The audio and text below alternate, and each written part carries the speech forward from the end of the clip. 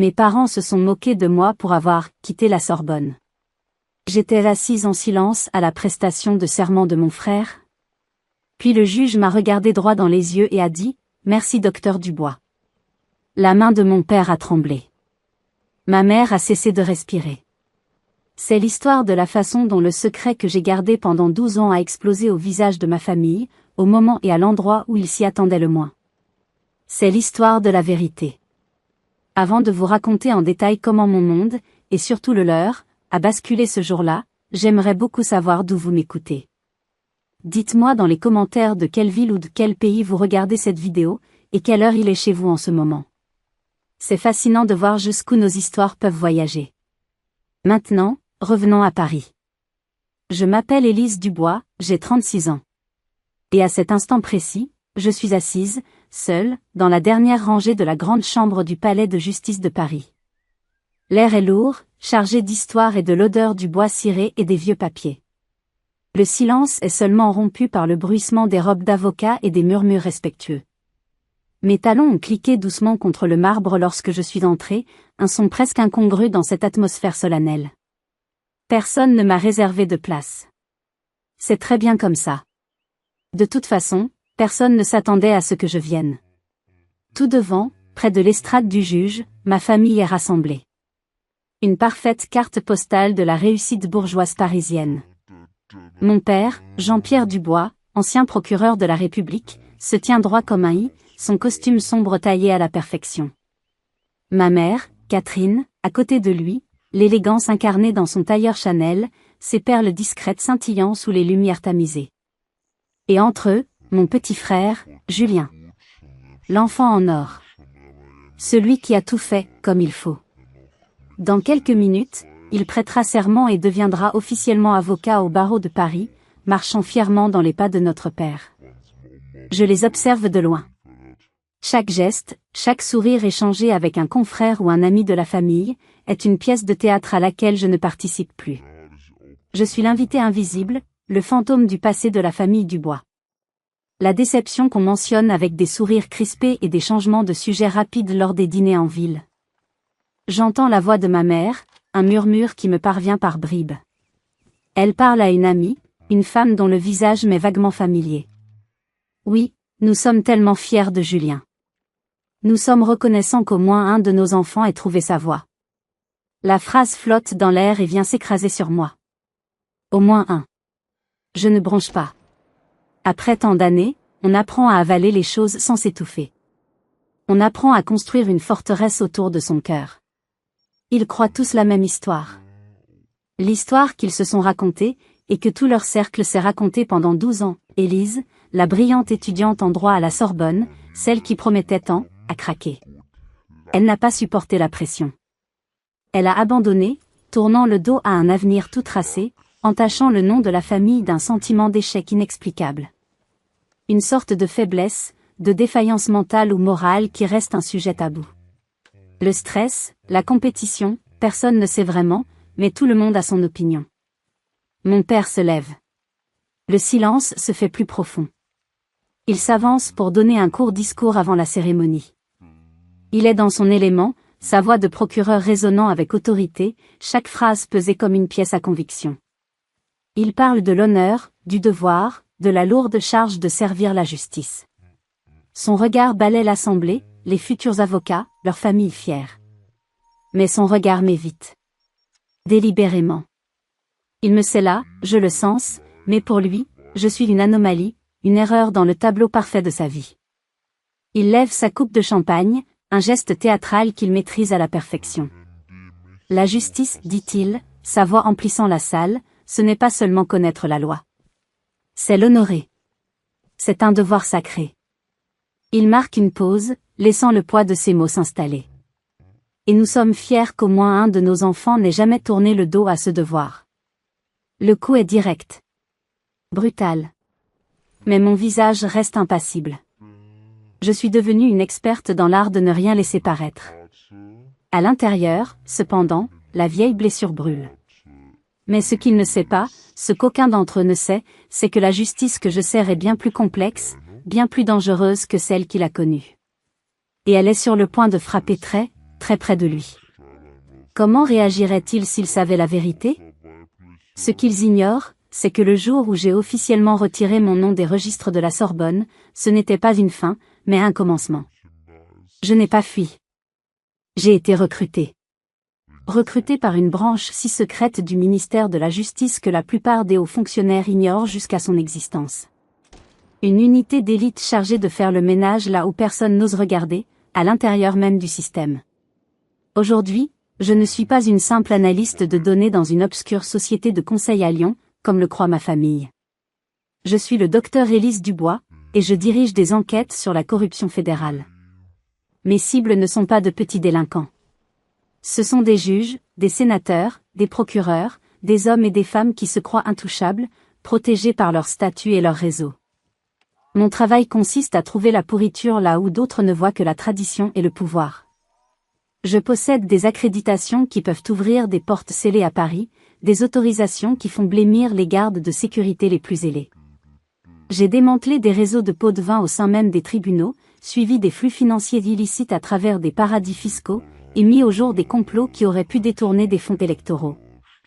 Ma vie est un mensonge soigneusement construit pour protéger une vérité bien plus grande. Et ma mission actuelle est la raison pour laquelle je suis ici aujourd'hui, dans cette salle, à supporter les regards condescendants et les piques de mon père. Elle concerne quelqu'un qui est assis à quelques mètres à peine de ma famille. Le juge qui préside la cérémonie d'aujourd'hui, celui qui s'apprête à faire prêter serment à mon frère. Le juge Alain Rochefort. Pour ma famille, il est oncle Alain. Un ami de 30 ans, un pilier de leur cercle social. Le partenaire de golf de mon père, l'homme dont les anecdotes amusent ma mère lors des dîners. Je me souviens de lui quand j'étais enfant, lors de nos vacances à Deauville. Il me soulevait dans ses bras, son rire était un grondement chaleureux, et il me disait toujours que j'avais l'œil d'un juge. C'est ironique, n'est-ce pas? Il avait raison, mais pas de la manière qu'il imaginait. Pour moi, aujourd'hui, il n'est pas oncle Alain. Il est la cible principale de l'opération Renard. Depuis 3 mois, mon équipe et moi tirons sur un fil qui a commencé avec un audit discrètement enterré concernant un cabinet de lobbying parisien. Le fil nous a menés directement à Rochefort. Nous avons découvert une société écran aux îles Caïmans au nom de sa femme. Des virements trimestriels provenant de comités d'action politique anonymes. Un portefeuille immobilier géré par une société de conseil qui n'existe que sur le papier. Chaque transaction était une brique de plus dans le mur de sa culpabilité. Nous avons tout cartographié, tout recoupé, tout confirmé. Et il y a 2 semaines, j'ai personnellement signé le rapport de synthèse recommandant son inculpation imminente.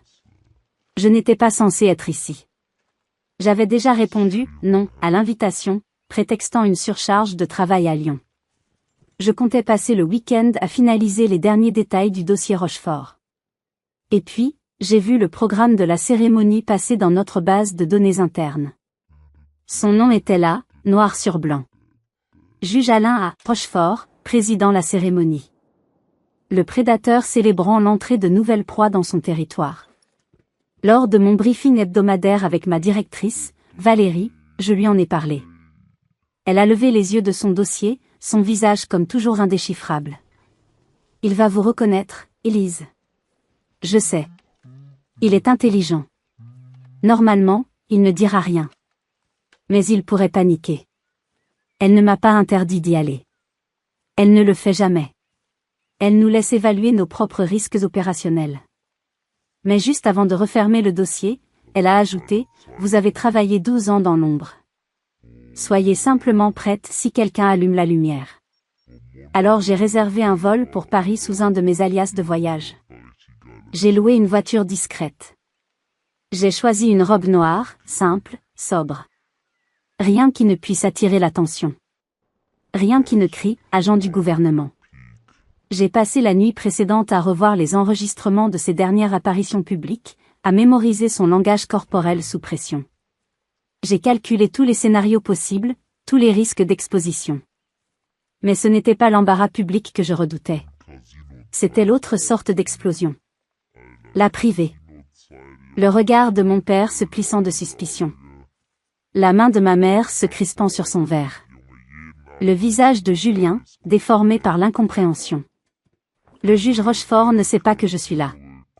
Et ma famille n'a aucune idée que l'homme qu'il s'apprête à applaudir pourrait porter des menottes dans moins de 6 mois. À cause de moi. Aujourd'hui, je ne suis pas seulement la sœur ratée. Je suis le prédateur, et le juge, mon ami de famille, était ma proie. Et il ne le savait pas encore. Mais ce que je ne savais pas, c'est qu'une surprise encore plus grande nous attendait tous. Le souvenir est encore si vif, même après 12 ans.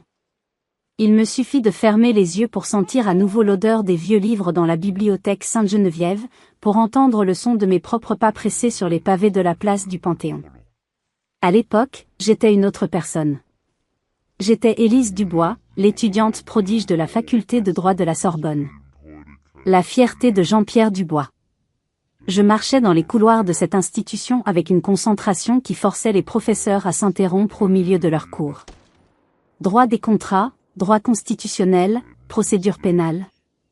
Je dévorais tout. J'étais la première à lever la main, la dernière à quitter les groupes de travail. J'étais celle dont les camarades chuchotaient le nom lorsque les notes étaient affichées. Dans le top 5% de la promotion. Des propositions de stage dans les plus grands cabinets avant même la fin de ma 2e année. Une nomination par le corps professoral pour un prestigieux programme de leadership. Je ne sortais pas beaucoup. Je n'avais pas de petit ami.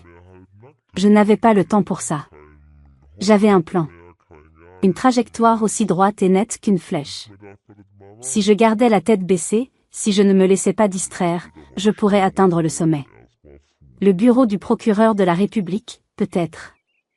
Et un jour, qui sait, un siège de juge. Je voulais rendre mon père fier.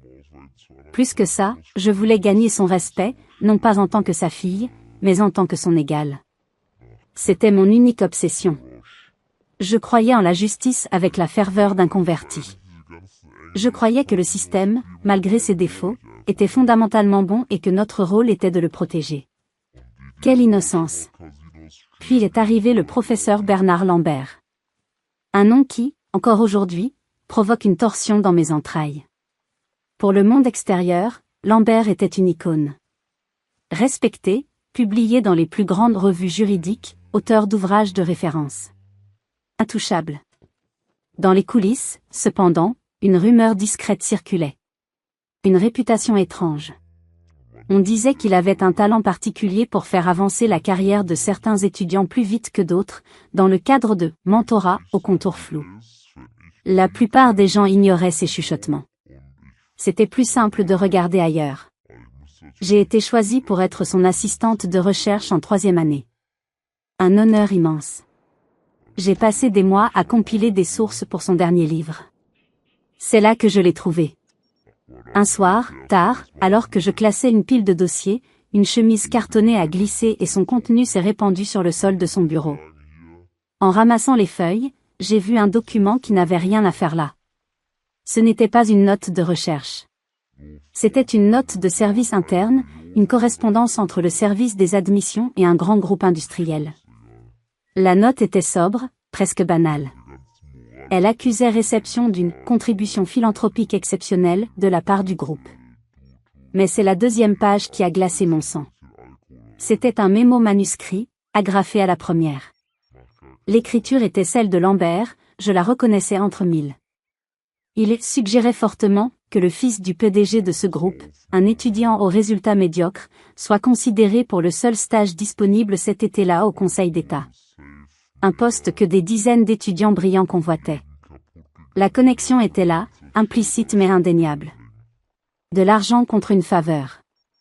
La corruption pure et simple, cachée sous le vernis de la philanthropie. Mon cœur battait à tout rompre. Je savais que je tenais quelque chose de dangereux. J'ai remis le document dans le dossier, mes mains tremblaient. Pendant une semaine, je n'ai rien dit.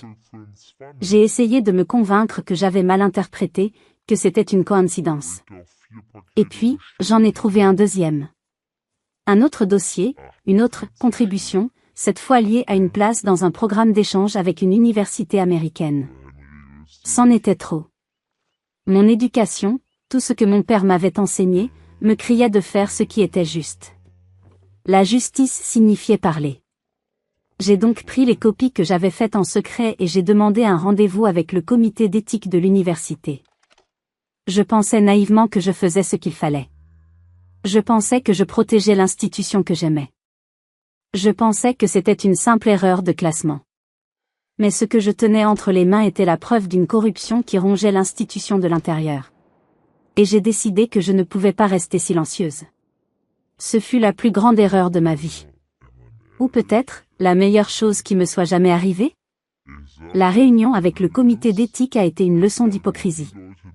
3 professeurs âgés, le visage fermé, m'ont écouté dans un silence glacial. Ils ont pris les copies, m'ont remercié pour ma vigilance, et m'ont dit qu'ils allaient enquêter de manière approfondie. Je suis sortie de la salle avec un sentiment de devoir accompli, mais aussi un malaise diffus, comme le calme avant une tempête. La tempête n'a pas tardé. En moins de 48 heures, mon monde a commencé à s'effriter. Mon accès à la base de données de recherche en ligne a été temporairement suspendu pour maintenance. Un professeur qui, la semaine précédente, avait loué mon mémoire devant toute la classe, a soudainement refusé de croiser mon regard dans le couloir.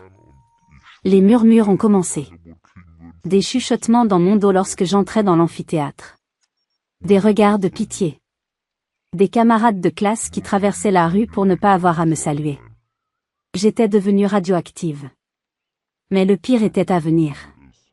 Je savais que Lambert ne resterait pas inactif. C'était un homme puissant, avec des décennies de relations et de faveurs accumulées. Je m'attendais à ce qu'il fasse pression, qu'il nie tout en bloc. Je n'avais pas anticipé la brutalité et la perfidie de sa contre-attaque. Une semaine après ma dénonciation, j'ai été convoqué dans le bureau du doyen.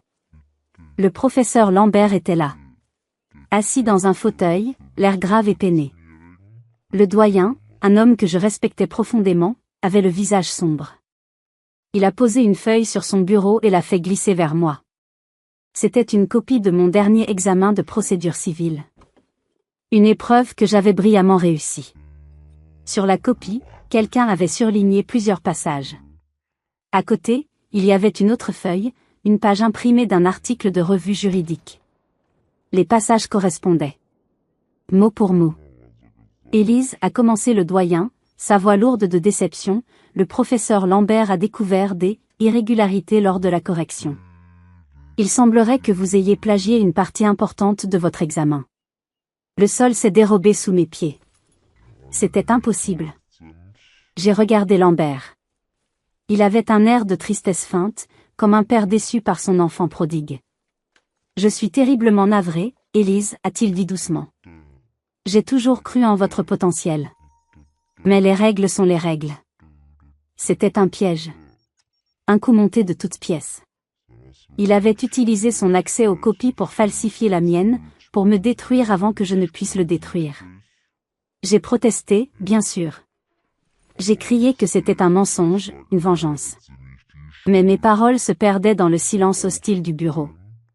Qui allait-il croire? L'étudiante de 3e année ou le professeur le plus respecté de la faculté? La question était rhétorique. Le comité de discipline a été une parodie de justice. Mon avocat, commis d'office, m'a conseillé de ne pas faire de vagues. Le verdict était déjà écrit. On m'a offert un choix, je pouvais soit retirer volontairement ma candidature de l'université, pour raisons personnelles, sans aucune mention de l'incident dans mon dossier, soit faire face à une expulsion officielle pour fraude, une marque qui me suivrait toute ma vie et ruinerait toute chance de carrière juridique. À ce moment-là, j'ai ressenti une solitude si profonde, si totale, que j'ai cru qu'elle allait me consumer. J'étais seule contre une institution entière qui protégeait l'un des siens. Il ne se contentait pas de rejeter mes accusations. Il m'effaçait. Je dois vous poser une question. Si vous aviez été à ma place, qu'auriez-vous fait? Auriez-vous continué à vous battre, sachant que c'était perdu d'avance? Ou auriez-vous accepté leur marché empoisonné pour sauver ce qui pouvait encore l'être? Dites-le moi dans les commentaires, je suis vraiment curieuse de connaître votre avis. J'ai choisi de partir. J'ai signé les papiers, le cœur lourd et la rage au ventre. Mon rêve était brisé. Ma réputation, détruite. J'ai vidé mon casier, j'ai rendu mes livres à la bibliothèque, et j'ai quitté la Sorbonne sans me retourner. En quelques jours, je suis passée de l'étudiante prodige à la paria. Il n'avait pas seulement rejeté mes accusations. Il m'avait détruite. C'est alors que le téléphone a sonné. Un numéro masqué. C'était une voix de femme, calme et directe. Et ce qu'elle m'a dit a tout changé. Allô, mademoiselle Dubois? La voix était posée, sans aucune inflexion. Une voix qui avait l'habitude de maîtriser chaque situation. Mon nom n'a pas d'importance pour l'instant. Je travaille pour une agence gouvernementale. Nous suivons le professeur Lambert depuis un certain temps. Je me suis assise sur le bord de mon lit, dans ma petite chambre d'étudiante que je devais vider avant la fin de la semaine. Le silence dans l'écouteur était total, me laissant le temps d'absorber le choc. Nous sommes au courant de ce qui s'est passé, a-t-elle continué. Nous savons que vous avez dit la vérité.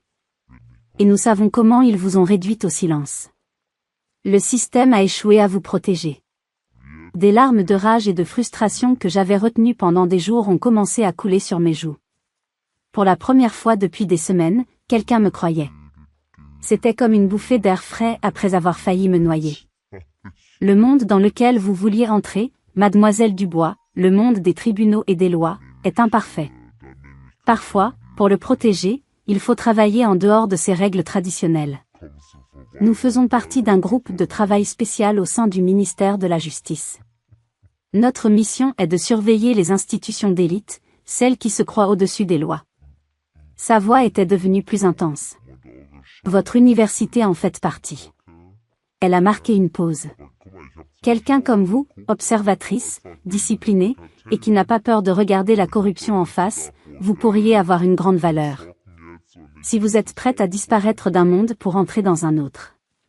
Disparaître. Le mot a résonné en moi. C'était exactement ce que je ressentais. J'étais déjà en train de disparaître. Il m'avait effacé. Mais cette femme m'offrait une autre forme de disparition. Non pas une fuite, mais une transformation. Une chance de transformer ma plus grande défaite en ma plus grande force. La décision n'a pas été longue à prendre. Qu'est-ce que j'avais à perdre? Mon rêve était déjà en cendres. Mon nom, sali. Ma foi dans le système, anéantie. Que dois-je faire, ai-je demandé, ma voix à peine un murmure. Rien pour l'instant, a-t-elle répondu. Continuez comme prévu. Finalisez votre retrait de l'université. Ne donnez aucune explication. Ne faites aucun appel. Nous vous contacterons. Et elle a raccroché. J'ai officiellement retiré ma candidature une semaine plus tard. L'appel à ma famille a été l'un des moments les plus difficiles de ma vie. Ma mère a pleuré au téléphone. Mais pourquoi, ma chérie? Qu'est-ce qui s'est passé? Quand je suis restée vague, incapable de lui dire la vérité, son inquiétude s'est transformée en une conclusion qui, pour elle, était la seule explication logique à un comportement aussi irrationnel. Élise, es-tu enceinte? Sa question m'a frappée par son absurdité. Comme si la seule raison pour une femme d'abandonner une carrière aussi prometteuse était une grossesse non désirée. Mon père a refusé de me parler pendant des semaines. Quand il l'a finalement fait, sa voix était glaciale. Tu as fait ton choix. Assume-le. À Noël, cette année-là, le récit familial était déjà solidement ancré. Élise a craqué. Élise n'a pas tenu le coup. Élise a abandonné. C'était plus simple pour eux. Une tragédie personnelle est plus facile à gérer qu'une corruption systémique.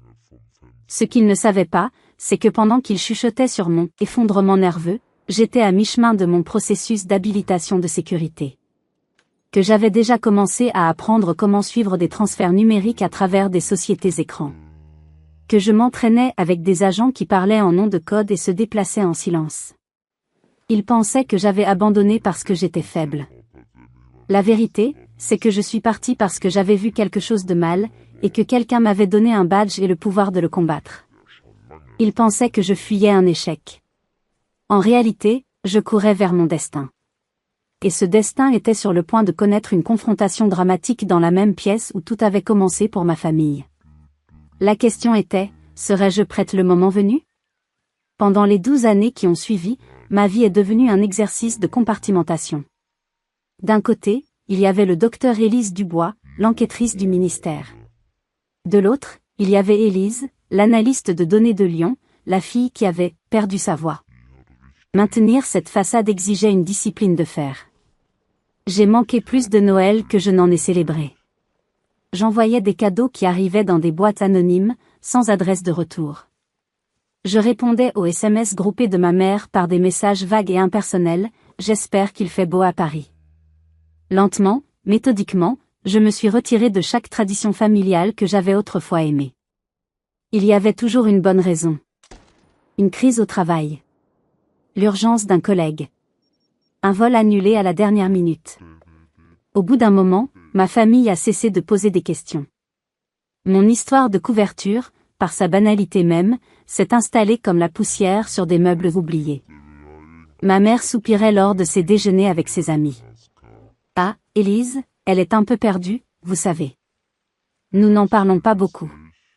Mon père, lorsqu'un ancien collègue lui demandait ce que je devenais, répondait simplement par une phrase évasive, elle fait de la recherche administrative dans le secteur privé, avant de rapidement orienter la conversation vers la liste croissante des accomplissements de Julien.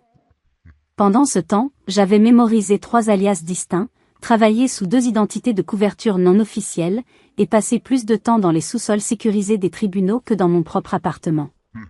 J'avais interrogé des juges dont les noms ornaient des plaques de rue.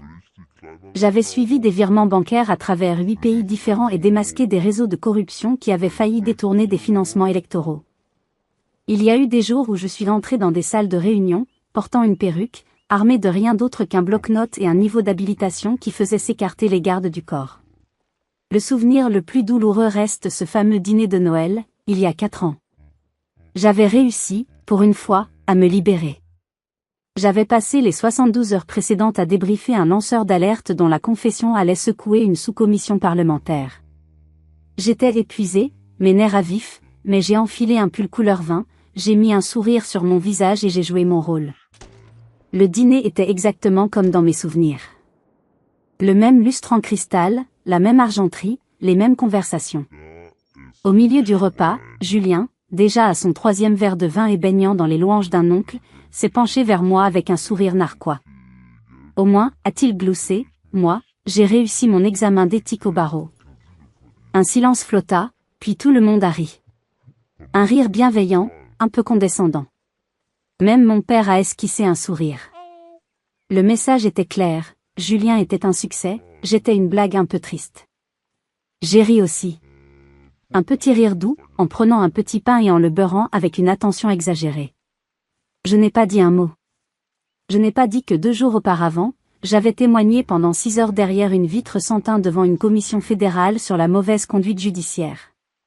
Un témoignage si sensible que mon nom ne figurera jamais dans aucun procès-verbal. J'ai simplement souri et supporté. Ils pensent que je suis silencieuse parce que j'ai abandonné. La vérité, c'est que je suis silencieuse parce que le travail que je fais ne peut pas être nommé. Et parce que parfois, pour protéger le système, il faut laisser les gens à l'intérieur de ce système penser que vous n'êtes rien du tout. C'est le sacrifice. C'est le prix de la couverture. Chaque année de silence a ajouté une couche de plus à la distance entre nous. Chaque mensonge par omission a creusé le fossé. Je les ai laissés me sous-estimer, me prendre en pitié. C'était mon armure. C'était plus sûr pour tout le monde. Mais aujourd'hui, dans cette salle d'audience, l'armure commence à se fissurer.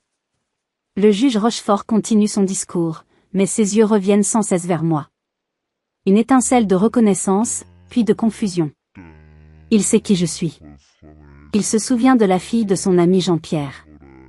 La question est, se souvient-il d'autre chose? Sait-il que la fille qu'il a connue est maintenant la femme qui tient son avenir entre ses mains? Le moment de vérité approche, je le sens. Et je ne sais pas si je suis prête. Chers amis, restez avec moi. Vous ne voudrez pas manquer ce qui va suivre, car la chute est souvent plus spectaculaire que l'ascension. Le juge Rochefort est au pupitre. Sa voix, autrefois si chaleureuse et pleine de rire dans le salon de mes parents, est maintenant empreinte d'une gravité officielle. Il parle de l'honneur de la profession, de l'intégrité, du poids sacré de la loi. Un discours qu'il a dû prononcer des centaines de fois, des mots qui sortent de sa bouche par pure habitude, sans âme. Je peux voir qu'il est en pilote automatique. Puis, son regard dérive. Il passe par-dessus les premiers rangs, par-dessus les diplômés et leurs parents fiers. Son regard balaie le fond de la salle, et s'accroche au mien. Il y a un arrêt brutal. Une microseconde d'interruption dans le flux de ses paroles. Sa bouche reste entr'ouverte au milieu d'une phrase. Une lueur de confusion traverse ses yeux, rapidement remplacée par autre chose. La réalisation. La reconnaissance. Et peut-être, la peur. Il se souvient. Il ne se souvient pas seulement de la petite Élise qui mangeait des bonbons à ses fêtes de Noël. Il se souvient d'une autre rencontre, plus récente. Une rencontre informelle dans le couloir d'un ministère, il y a 6 mois. J'étais là pour un autre dossier, mais nous nous étions croisés. Mon visage, mon nom. Il se souvient de la présentation que mon collègue avait faite. Juge Rochefort, je vous présente le docteur Dubois, de notre division des enquêtes internes. Un détail à l'époque, mais un détail qui, aujourd'hui, dans ce contexte, prend une signification terrifiante pour lui. Son hésitation ne dure qu'une seconde, mais dans le silence de la salle, elle semble une éternité. Assez longtemps pour que je la remarque. Assez longtemps pour que mon père, qui connaît son ami depuis 30 ans, fronce les sourcils, sentant une anomalie. Je ne baisse pas les yeux. Je maintiens son regard. Je hoche la tête, un mouvement presque imperceptible. Ce n'est pas une menace. C'est juste une confirmation. Oui, c'est bien moi. Je suis là. Je m'attends à ce qu'il se ressaisisse, qu'il reprenne le fil de son discours insipide et qu'il fasse comme si de rien n'était. C'est ce que ferait n'importe quelle personne sensée dans sa position. Mais Alain Rochefort est un homme acculé, et les hommes acculés ne sont pas toujours sensés. Il fait quelque chose que je n'avais absolument pas prévu. Quelque chose de brillant et de suicidaire à la fois. Il s'éclaircit la gorge, son regard quittant le mien pour balayer à nouveau l'audience. Avant de procéder à la prestation de serment, dit-il, sa voix maintenant parfaitement stable, mais avec une nouvelle intensité, je voudrais prendre un moment pour partager une réflexion personnelle. Un murmure parcourt la salle. Ce n'est pas dans le programme. Mon père se penche vers ma mère, l'air interrogateur. Rochefort continue, choisissant ses mots avec le soin d'un démineur. Récemment, j'ai été amené à réfléchir profondément à la nature de notre système. À l'importance de l'intégrité, non pas comme un concept abstrait, mais comme une pratique quotidienne. J'ai été rappelé à l'ordre, si vous voulez, sur le fait que même les plus haut placés d'entre nous sont, et doivent être, surveillés. Il marque une pause dramatique. L'air dans la salle est électrique. Il y a des yeux silencieux qui nous regardent. Des observateurs dévoués, souvent invisibles, au sein de notre propre ministère de la Justice, qui veillent à la santé de notre système.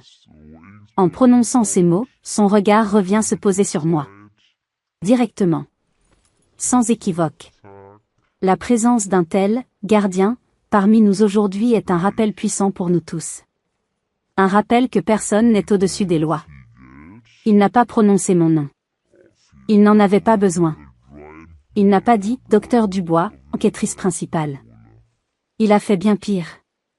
Il a allumé un projecteur sur moi, tout en se drapant dans une fausse humilité, se présentant comme un homme qui a soi-disant accueilli cette surveillance.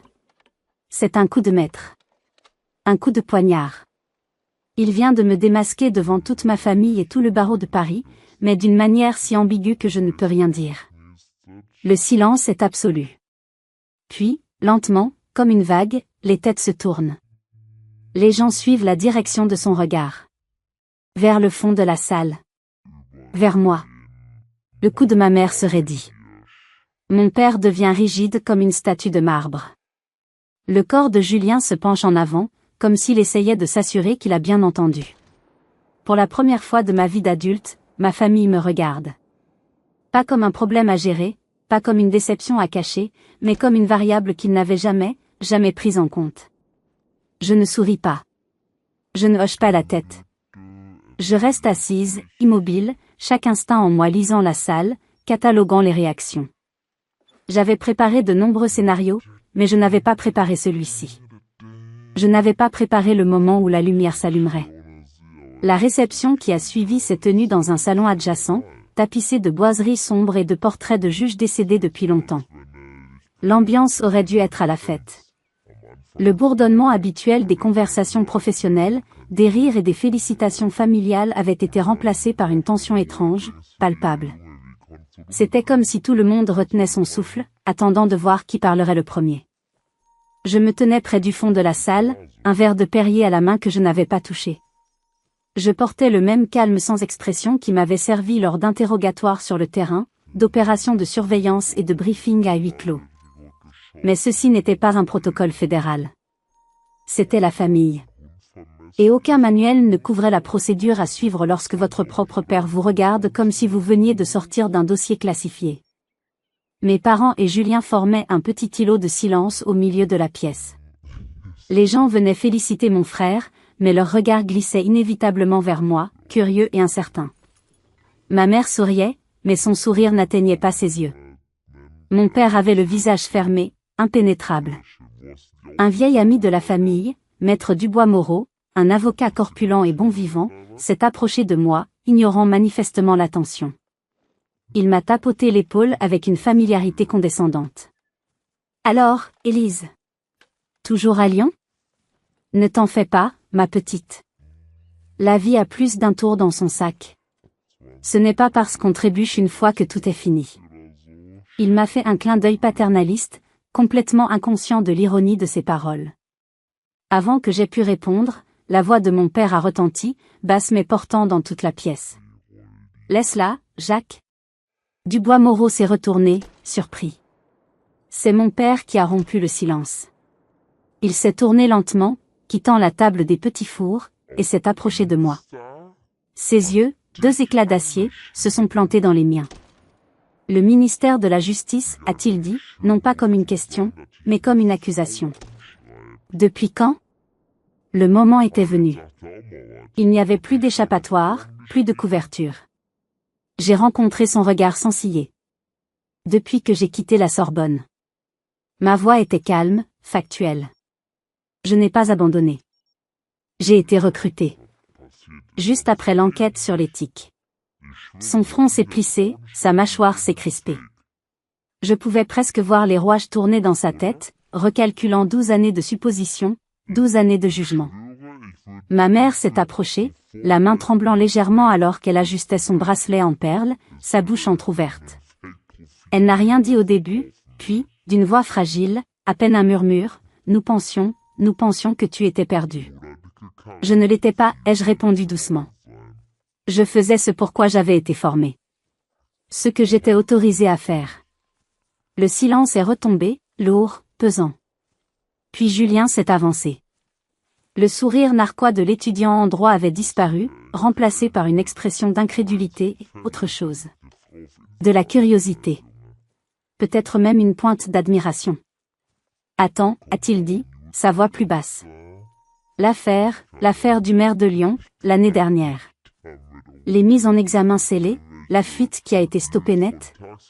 C'était ton équipe, n'est-ce pas? » Je n'ai pas répondu directement. Le procureur en charge de cette affaire a été signalé par notre division 2 ans auparavant, ai-je simplement dit. Ses yeux se sont écarquillés. Il a reculé d'un pas, comme si le sol venait de tanguer sous ses pieds. L'affaire en question avait été le sujet de toutes les conversations dans les cabinets d'avocats parisiens pendant des mois. Un cas d'école de complexité et de discrétion. Mon père a expiré lentement, un souffle long et rauque, celui qu'il prenait avant de livrer sa plaidoirie finale. Alors, pendant toutes ces années, nous pensions que tu avais renoncé, et tu menais des enquêtes sur la corruption fédérale. C'est le travail, ai-je dit. Et l'histoire de couverture?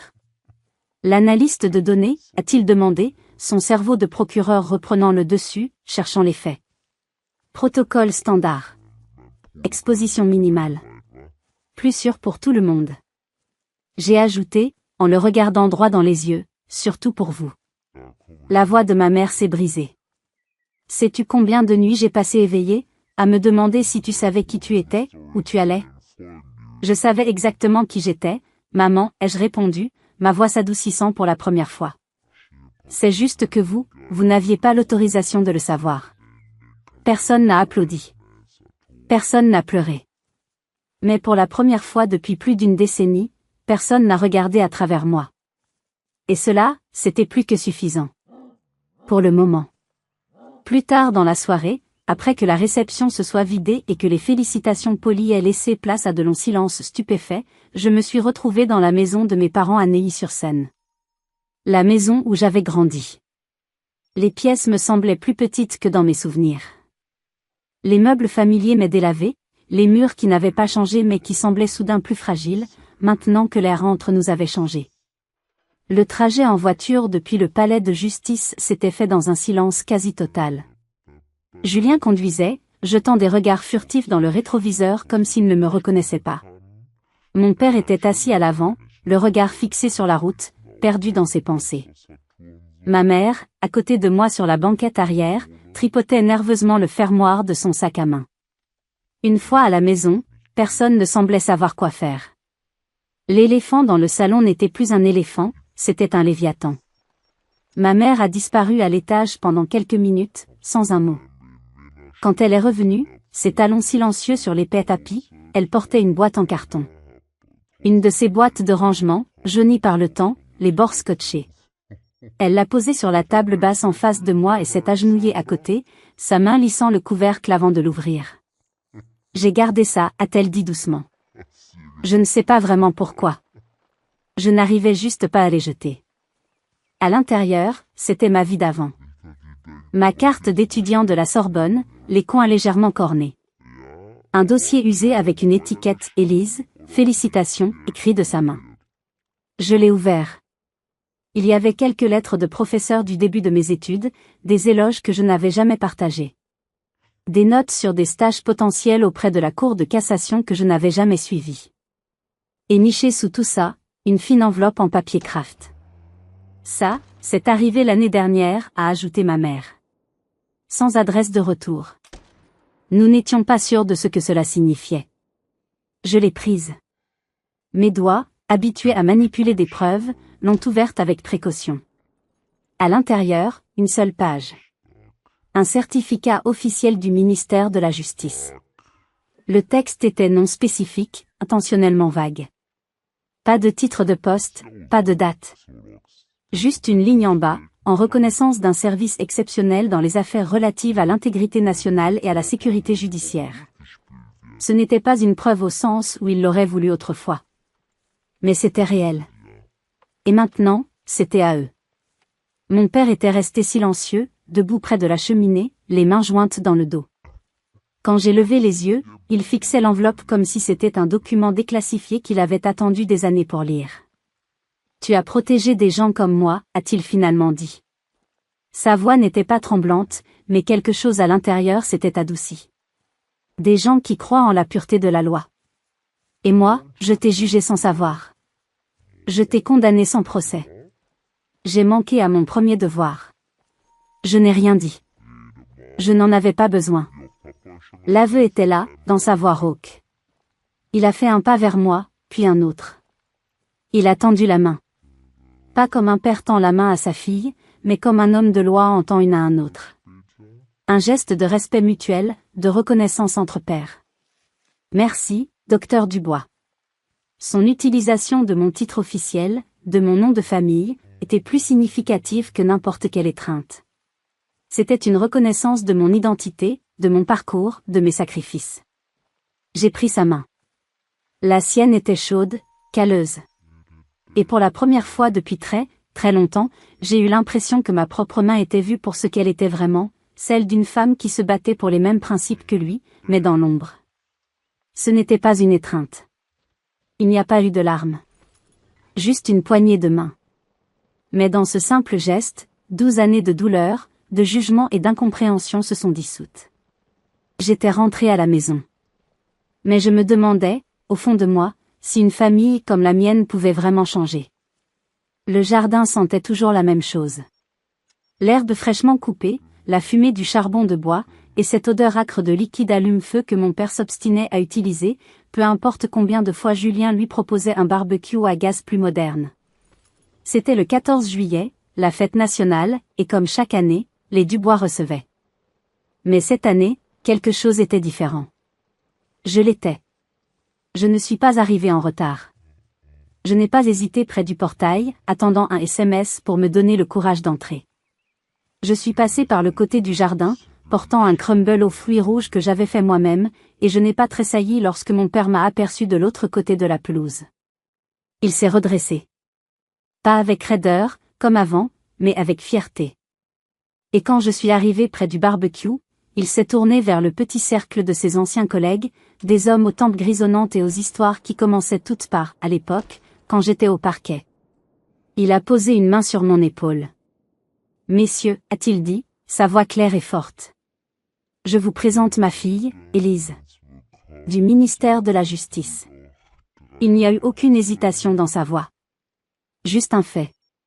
Une simple présentation, mais chargée d'un poids que seuls des hommes comme eux pouvaient comprendre.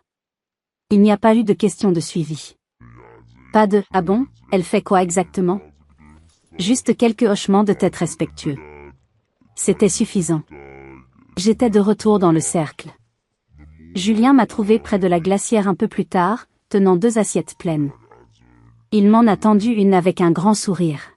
« Alors, a-t-il commencé, c'est donc toi la raison pour laquelle le procureur de l'affaire Gerbeau a paniqué juste avant son procès ?» J'ai haussé un sourcil en prenant l'assiette. Je ne peux ni confirmer, ni infirmer. Il a ri. Un vrai rire, libéré. Je t'en dois une. Et probablement quelques verres. Nous n'avons rien dit de plus. Nous n'en avions pas besoin. Le fossé entre nous, creusé par des années de secrets et de jugements, commençait à se combler. Le ciel commençait à virer au rose, et quelqu'un a allumé le premier cierge magique. Les enfants couraient sur l'herbe, leur rire se mêlant au crépitement du barbecue. Pour la première fois depuis une éternité, je ne me sentais plus à l'extérieur, regardant à travers une fenêtre. J'étais à l'intérieur. Enfin, selon mes propres termes. Pendant des années, j'ai laissé ma famille croire que j'avais tourné le dos à tout ce que j'avais promis de devenir. Je les ai laissés parler de moi à mots couverts, avec des tons radoucis, comme si j'étais un chapitre de leur vie qui n'avait pas tout à fait bien tourné. J'ai porté ce silence comme une armure. Non pas parce que je ne m'en souciais pas, mais parce que le travail l'exigeait. Parce que la justice ne porte pas toujours une robe ou ne se tient pas derrière un pupitre. Parfois, elle est assise tranquillement au fond d'une salle d'audience, et elle observe. Parfois, elle travaille à travers des alias, des fichiers cryptés et des briefings à huis clos. Parfois, elle ressemble à un échec, jusqu'à ce que la vérité ait enfin l'espace nécessaire pour parler. Je ne suis pas venu à cette cérémonie pour leur prouver quoi que ce soit. Je suis venu parce que ce jour était important pour mon frère. Je suis venu parce que les personnes que nous devenons dans le silence méritent aussi d'exister dans la lumière. Et parce que même dans les familles comme la mienne, ancrées dans la tradition, parfois aveugles aux nuances, il y a de la place pour la vérité. Finalement. Alors, si votre famille vous a déjà mal jugé, s'ils ont décidé qui vous étiez sans jamais vous le demander, ne passez pas votre vie à essayer de leur prouver qu'ils ont tort. Vivez d'une manière qui soit juste pour vous, et laissez le temps faire le reste. Car finalement, la vérité ne chuchote pas. Elle se lève, et elle est entendue. Si cette histoire a résonné en vous, si vous avez déjà ressenti ce poids du secret ou de l'incompréhension, partagez votre expérience dans les commentaires ci-dessous. Aimez cette vidéo si elle vous a touché, et n'oubliez pas de vous abonner à la chaîne pour plus d'histoires comme celle-ci. Et souvenez-vous, parfois, ce sont les plus silencieux qui portent le plus de poids. Et parfois, ce sont eux qui tiennent tout l'édifice debout. Merci de m'avoir écouté.